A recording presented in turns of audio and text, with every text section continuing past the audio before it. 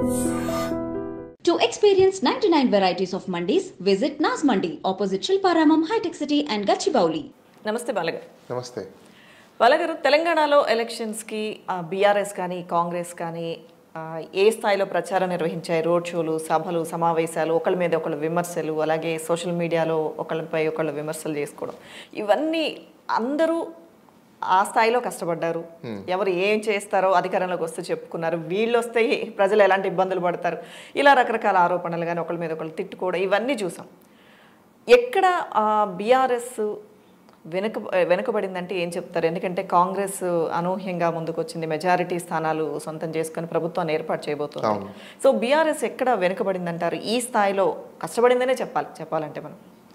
Okay, దీనికంటే ముందండి మనం ఒకటి గమనించాలి మేడం. పాలిటిక్స్ అనేది ఎక్కడ చేస్తారు, అసలు పాలిటిక్స్ అంటే ఏంటి, పొలిటికల్ పార్టీ అంటే ఏంటి, పొలిటికల్ క్యాడర్ ఏంటి, పొలిటికల్ సిస్టమ్ ఏంటి, గవర్నెన్స్ ఏంటి అనేది మనం ఒకసారి అర్థం చేసుకోవాలి ఫస్ట్. అంటే ఇన్ని రోజులు కన్వెన్షనల్ మెథడ్లో వచ్చే పాలిటిక్స్ నిజంగా ఇప్పుడు సూట్ అవుతున్నాయా అంటే నో అని చెప్పుకోవాలి. ఎందుకు అంటే ఒకప్పుడు అవేర్నెస్ లేని సిస్టమ్ని ఈరోజు అవేర్నెస్ పెరిగింది. అంటే education it is different, awareness is different. Every educated may be a super expert person అవ్వచ్చు, ఎక్స్పర్ట్ పర్సన్ కాకపోవచ్చు. Every educated person whose knowledge అవ్వచ్చు, నాలెడ్జ్ లేనివాడు కూడా అవ్వచ్చు. ఎడ్యుకేటెడ్ అయినంత మాత్రాన, ఒక ఎడ్యుకేషన్ సిస్టంలో నీకు క్వాలిఫై అయినంత మాత్రాన might be your a knowledgeable person, may not be a knowledgeable person. So we can't measure, దాన్ని మనం మెజర్ చేయలేం. సో ఇప్పుడు ఒకసారి మన సిస్టమ్ని ఫస్ట్ అర్థం చేసుకోగలిగితే వాట్ ఈస్ పాలిటిక్స్. పాలిటిక్స్ అనేది ఓన్లీ 3 letters వర్డ్స్. బికాస్ నేను ఎందుకు ఇదంతా మీకు ఈ పాలిటిక్స్ అనే దగ్గరికి తీసుకొస్తున్నానంటే we done 1 forensics election survey. Why చాలామంది క్వశ్చన్ వేశారు, ఏంటి ఫోరెన్సిక్స్ అంటే ఏంటి, ఈ ఎలక్షన్ సర్వే అంటే విన్నాం కానీ ఈ ఫోరెన్సిక్స్ అనేది ఎప్పుడు వెళ్ళలేదని చాలామంది మీడియా వాళ్ళు కావచ్చు, ఇంటలెక్చువల్స్ కావచ్చు, చాలామంది కూడా విచిత్రంగా చూశారు. నేను నా సబ్జెక్ట్లో మేము చేసిన రీసెర్చ్లో, మేము కలెక్ట్ చేసిన డేటాలో కావచ్చు, సొసైటీలో మేము తిరిగింది కావచ్చు, being as a political consultant, social engineer and psephology సర్వీసెస్లో we understood one thing. What is politics first let's we'll understand అని చెప్పి. Politics is only 3 letter words అంతే. People, litigation, management, that's it. Okay, people, litigation, management. Example నేను కొన్ని ఇస్తాను మీకు. సొసైటీలో example ఒక కార్పొరేషన్ ఉంది. ఒక కార్పొరేషన్లో కొన్ని ఇళ్ళు ఉంటాయి. ఆ ఇళ్లలో నుంచి కొంతమంది నామినేషన్ వేస్తారు. ఈ నామినేషన్ వేయడానికి ఇంకొక ఎవరో ఒకరు వాళ్ళని ప్రపోజ్ చేస్తారు, ప్రపోజల్ సైన్ పెడతారు. What for? ఆ ఏరియాలో ఉన్న పరిసరాల ప్రాంతాలు, కాలువలు, అక్కడున్న రోడ్లు, ఎలక్ట్రిసిటీ, వాటర్, ఎసెన్షియల్ సర్వీసెస్కి కావాల్సిన, అంటే పబ్లిక్ అక్కడ బతకడానికి కావాల్సిన సోషల్ సర్వీసెస్ ఏవైతే ఉంటాయో, అంటే సొసైటికల్ సర్వీసెస్, డొమెస్టిక్ లైఫ్కి కావాల్సిన సర్వీసెస్ మేనేజ్ చేయడానికి, అఫైర్స్ని చూసుకోవడానికి మన హౌసెస్లో నుంచి ఒక వ్యక్తిని పెడతాం. ఎందుకు పెడతామంటే అది మంది కదా మొత్తం సొసైటీ అంతా. ఇదంతా ఎవరొకరు చూసుకోవాలి కదా, ఏదో ఒక హౌస్ వాళ్ళు చూసుకోవాలి కదా. ఎవరి పనులకు వాళ్ళు వెళ్ళిపోతే, ఎవరి యూజర్స్కి వాళ్ళు వెళ్ళిపోతే ఈ సొసైటీని ఎవరు చూస్తారు? We have to be see that, we the people has to contribute కదా. అందరు కాంట్రిబ్యూట్ చేయగలిగితే మళ్ళీ వాళ్ళ బేసిక్స్ డొమెస్టిక్ లైఫ్ ఏమవుతాయి? దెబ్బతింటాయి. సో కాబట్టి ఒక సిస్టమ్ని మనం ఎవాల్యుయేట్ చేసుకున్నాం, దట్ ఈస్ పాలిటిక్స్. ఈ పాలిటిక్స్లో అక్కడ ఉన్న ఇష్యూస్, లిటిగేషన్స్ అంటే ఇష్యూస్, అవి నాలా కావచ్చు, లేకపోతే వాటర్ ప్రాబ్లం కావచ్చు, రోడ్స్ కావచ్చు, శానిటేషన్స్ కావచ్చు, ఎలక్ట్రిసిటీ కావచ్చు, ఇవన్నీ ఉన్న ఇష్యూస్ని మీరు మేనేజ్ చేయడం మాత్రం మీ పని. Your A manager, that's what. పబ్లిక్లో ఉండే ఇష్యూస్ని నువ్వు అడ్రస్ చేయడమే people, litigation, management. It's a politics అంతే.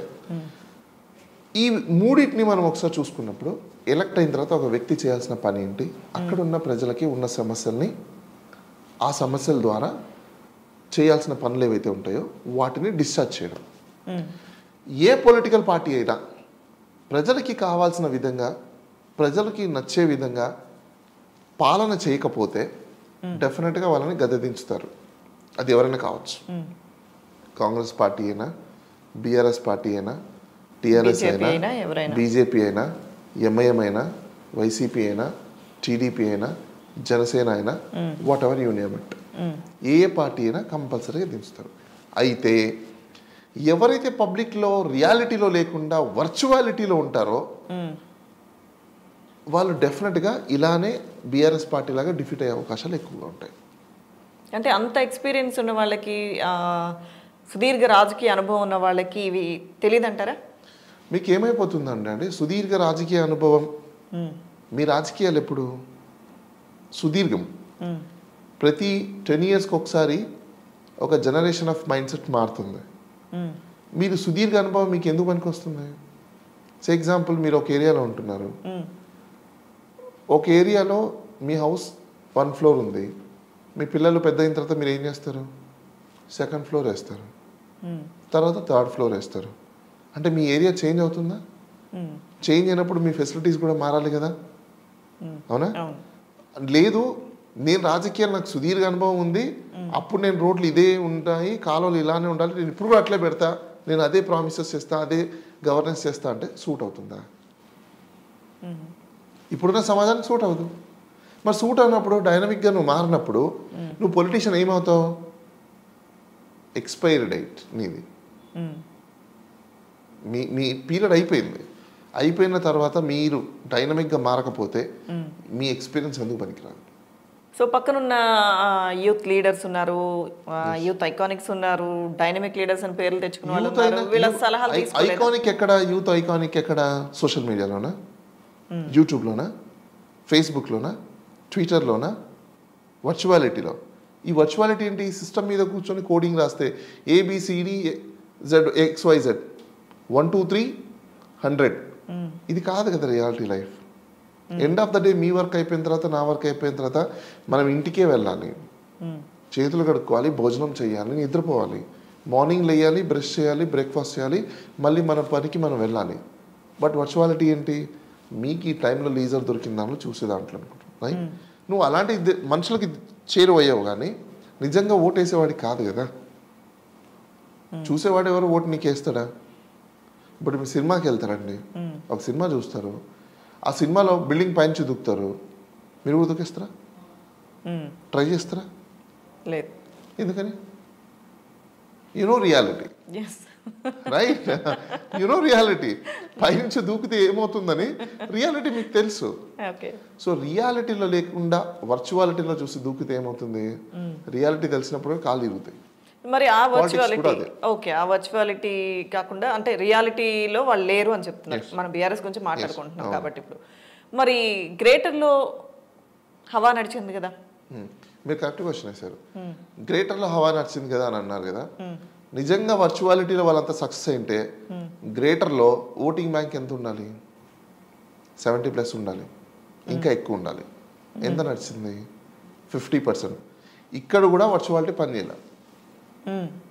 ఇక్కడ కూడా ఓటింగ్ బ్యాంక్ మీకు వర్చువాలిటీ పనిచేయలేదు. మీరు చెప్పినట్టు వర్చువాలిటీ కానీ పనిచేసి ఉంటే, అంత ఎత్తున మీకు నిజంగా ఆదరణ ఉంటే 70-80% పైన మీకు పోలింగ్ జరిగి ఉండాలి. జరిగింది 50%. సిటీస్లో ప్రతి ఏరియాలో మాస్ పాపులేషన్ అయితే ఉంది. ఈ 50% ఎవరంటే వీళ్ళే. ఇప్పుడు ఓట్లు పడినవి కూడా ఈ రియాలిటీలో ఉన్న వాళ్ళు మాత్రమే ఓట్లు వేశారు తప్ప వర్చువాలిటీలో ఉన్న వాళ్ళు ఎవరు ఓట్లేదు. ఓకే, సో ఇప్పుడు రూరల్లో బీఆర్ఎస్కి వర్చువాలిటీ దెబ్బ కొట్టింది అంటారు, అంతేనా? ఓకే, కాంగ్రెస్ పార్టీ విషయానికి వద్దాం. కాంగ్రెస్ పార్టీ మీరు చెప్పినట్టు రియాలిటీ, వర్చువాలిటీ అన్నిటికీ వర్తిస్తాయి కదా? అన్నిటికీ వర్తిస్తాయి. ఓకే, సో రూరల్లో సక్సెస్ అయింది, రైట్? కాంగ్రెస్ రూరల్లో సక్సెస్ అయింది, ఎలా అంటారు? వెరీ సింపుల్, వాళ్ళు రియాలిటీకి వెళ్ళారు ఫస్ట్. ఇన్ని రోజులు వాళ్ళు కూడా వర్చువాలిటీలో ఉన్నారు. వర్చువాలిటీలో ఉన్నారు కాబట్టి ఓడిపోయారు 2 terms కూడా. 2 terms వర్చువాలిటీ ఏంటి? మేము ఇచ్చాం, మాకు వస్తుంది. నువ్వు ఇచ్చావు, నువ్వు వస్తుంది అన్నదానికి రీజన్ ఒకటే చెప్పుకుంటున్నావు, కానీ రియాలిటీ ఏముందని నువ్వు చెక్ చేయట్లేదు, ఫ్యాక్ట్ ఫైండింగ్ చేయట్లేదు. సో వాళ్ళు ఈ ఫ్యాక్ట్ ఫైండింగ్ చేసుకున్న తర్వాతనే వాళ్ళు అర్థం చేసుకున్నాక నా రియాలిటీ వేరు అనేది అర్థం చేసుకున్నారు. కాబట్టి వాళ్ళ ఫోకస్, టార్గెట్ ఆడియన్ మారింది వాళ్ళకి. మరి ఇక్కడ ఎందుకు మిస్ అయ్యారంటారు? అది సో ఇది మెజారిటీ ఇక్కడ కాదు కదా. ఇక్కడ వచ్చిన సీట్ల వల్ల కూడా ఉపయోగాలు లేవు, దీనివల్ల గవర్నమెంట్ ఫామ్ చేయలేరు. Okay, so there is no use. స్టేట్కి రెవెన్యూ మొత్తం అన్ని చోట్ల నుంచి వస్తుంది. ఇది ఒక ఫెసిలిటీ సెంటర్ అంతే. Hyderabad is a facility centre. Hyderabad it is not a generation centre. Hyderabad is a facility centre. Any person can come, use this facility, go away. కానీ ఇక్కడ కూడా వాళ్ళు యూజ్ చేసుకొని ఉంటే, అంటే పబ్లిక్ పల్స్ పట్టుకోగలిగి ఉంటే ఖచ్చితంగా అపోజిషన్ మీద కొంత కోపం, అంటే అప్పటి వరకు అధికారంలో ఉన్న పార్టీ మీరన్న పాయింట్ రైటే. అలాంటప్పుడు యాక్చువల్ చెప్పాలంటే కాంగ్రెస్ పార్టీ 4 years నుంచి ప్రాపర్గా పనిచేసి ఉండాలి. టైం లేని టైంలో వచ్చేసి ఇప్పుడు ఫోకస్ చేసినా కూడా అది వర్కౌట్ అవ్వదు. ఎందుకంటే వర్చువాలిటీలో ఉన్న వాళ్ళందరూ కూడా సైకలాజికల్ డిజార్డర్ ఫ్యాక్టర్స్ ఉన్న వాళ్ళు ఎక్కువ ఉంటారు. సో ఈ సైకలాజికల్ డిజార్డర్ ఫ్యాక్టర్స్లో ఎక్కువ ఉన్న వాళ్ళకి మీరు థెరపీ ట్రీట్మెంట్ ఇవ్వకుండా ఇమీడియట్లీ క్యూర్ అవ్వమంటే అవుతారా? అవరు కదా. సో ఆ ఫ్యాక్టర్ ఇక్కడ చాలా టైం పడుతుంది. సో వీళ్ళకి థెరపీ ఇవ్వాలి, థెరపీ ఇచ్చిన ట్రీట్మెంట్ చేయాలి, ఆ ట్రీట్మెంట్లో థెరపీ ఇవ్వాలి, థెరపీ ఇచ్చిన తర్వాత క్యూర్ అవుతారు. ఇప్పుడు నేను ఇన్స్ట్రుమెంట్ లేకుండా, ట్రీట్మెంట్ స్టార్ట్ చేయకుండా, థెరపీ ఇవ్వకుండా ఇమీడియట్లీ నేను క్యూర్ అయిపోతానంటే ఎలా అవుతుంది? సో సక్సెస్ అయ్యే అవకాశాలు చాలా తక్కువ. కాబట్టి వాళ్ళ ఫోకస్ అంతా మీకు రూరల్లోకి వెళ్ళింది. అందుకే రూరల్ మీద పెట్టున్నారు, అక్కడ సక్సెస్ అయ్యారు. సో వీళ్ళంతా వర్చువాలిటీలో ఉన్నారు. సో ఇప్పుడు వీళ్ళు నేర్చుకోవాల్సిన ఇంటర్నేషనల్ ఫ్లైట్స్లో నుంచి ఎవరో టీవీ సీరియల్ యాంకర్లను తీసుకొచ్చేసి చెప్పేస్తే లేదు. అంటే ఇన్ఫ్లుయెన్సర్స్ ఉండొచ్చు. ఎంతవరకు ఇన్ఫ్లుయెన్సర్స్? వీడియోలు చూసిన ప్రతి ఒక్కరు కూడా ఎగ్జాంపుల్ అనుకుందాం, వీడియోలలో కోట్లకు తగ్గ లైక్లు వస్తాయి, షేర్లు వస్తాయి, అన్నీ వస్తాయి.